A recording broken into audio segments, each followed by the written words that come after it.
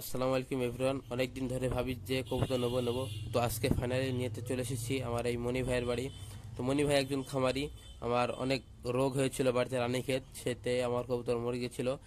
তো আমি আজকে 3টা কবুতর নিয়ে চলে এসেছি। মনি ভাই কবুতরগুলো খাবার দেয়নি সকাল থেকে, তো এখন খাবার দিবে।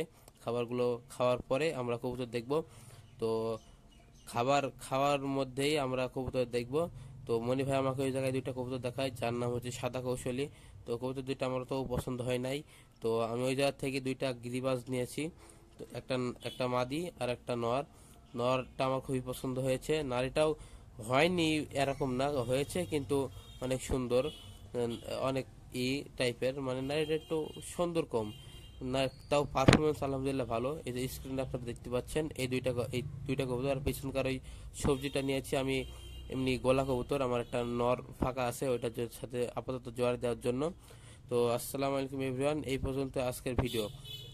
যদি ভিডিও ভালো লেগে থাকে এবং আমার চ্যানেলকে সাপোর্ট করতে চান, আমার চ্যানেলটি দয়া করে সাবস্ক্রাইব করুন এবং এই রকমই পশু পাখি রিলেটেড এবং নতুন নতুন ভিডিও দেখার জন্য আমার চ্যানেলটি সাবস্ক্রাইব করুন। আপনাদের সাথে আরেকটা কথা বলা হয়নি, যেটা হচ্ছে আমার এই কবুতর পেয়ারটা পড়েছে 700 টাকা, আর ওই যেই নারীটা আছে ওইটা হচ্ছে 130 টাকা।